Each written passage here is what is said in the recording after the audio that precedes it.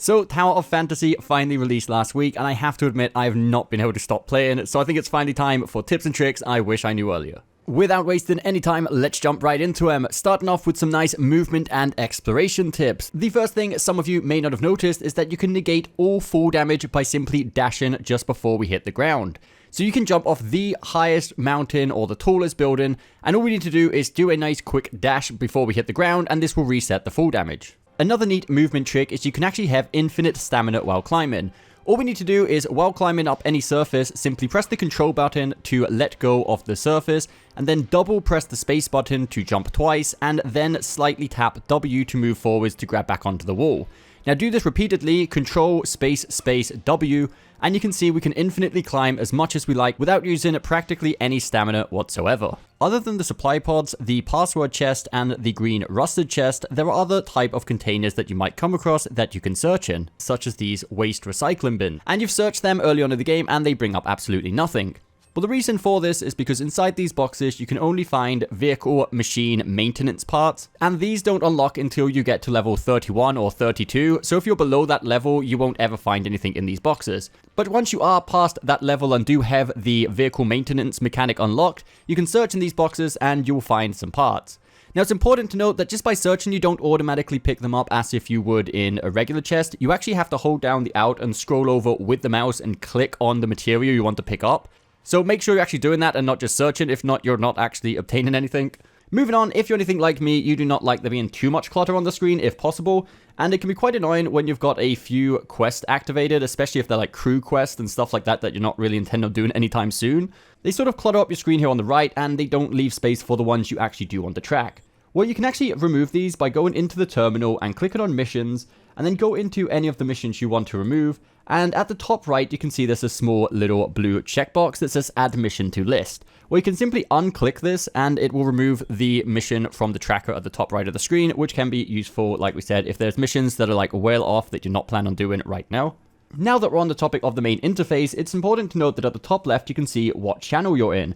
And you can actually change channel. There are multiple reasons why you would want to change channel. For example, if you're having a bit of lag issues, changing the channel can sometimes help. Let's say you're trying to farm a specific enemy to loot one of the specific drops he gets. But because these enemy spawns are actually shared amongst the entire channel, if anyone else in your same channel is farming for the same enemy, a lot of the times you're going to get there and they're already killed and stuff like that.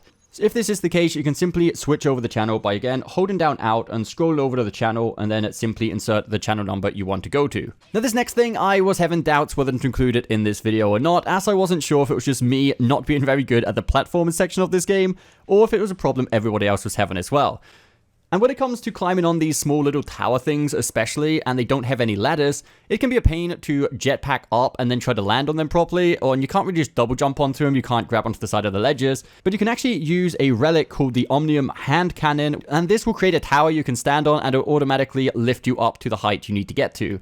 And this just makes it a lot easier to climb onto stuff in general, but especially these little towers is the specific reason I use it for. And you can get this relic really easily, really early on in the game. All you need to do is complete Ruin A03, and you automatically get this relic really, really early on. Now, the final thing we're going to mention about exploration before moving on to some other stuff is going to be about the Claire's Dream Machines. Now, you can see these on the map if you scroll over them. They look a bit like the supply pods, but they're a little bit bigger. These have a random chance of showing up anytime we either kill an enemy or open any random box or chest. One of these could spawn somewhere in the map. When they do show up, you want to make sure you are doing these as soon as possible, as the rewards can be absolutely amazing. There's no way of checking the reward before you actually do it. However, pretty much anything you get from these things is usually pretty useful. You can even get gold nucleus, some really good upgrade materials for your relics, and as far as what these dream machines consist of, it's actually a little bit random. Sometimes they can be simply memory puzzles, sometimes they'll be simply clearing a certain amount of enemies in a certain amount of time, sometimes there'll be a platforming minigame. There's a bunch of stuff that can be done here, there's even a maze, but even at the chance of being able to obtain a free gold nucleus is definitely worth it. Not to mention, it's probably arguably not even the best reward you can get from these, so definitely keep an eye out for them.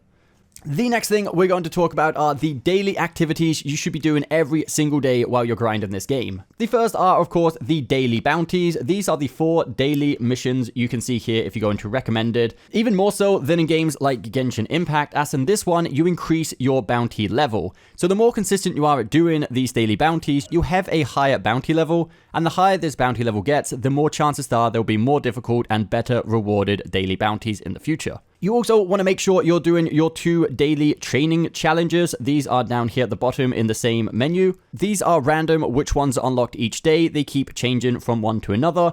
Also, you have Mia's Kitchen that 3 times a day at specific times, you have the option to let her cook for you.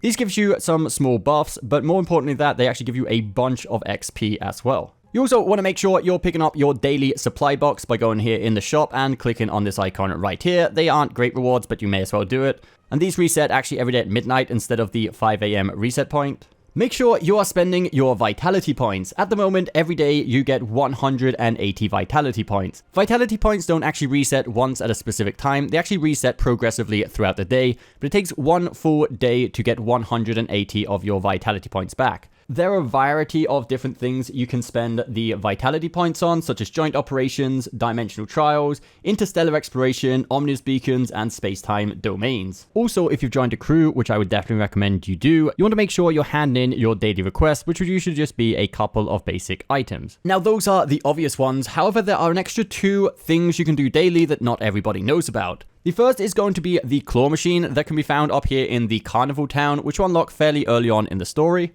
And if you come to this machine right here, you have 3 attempts at the claw machine. This is useful for getting gifts.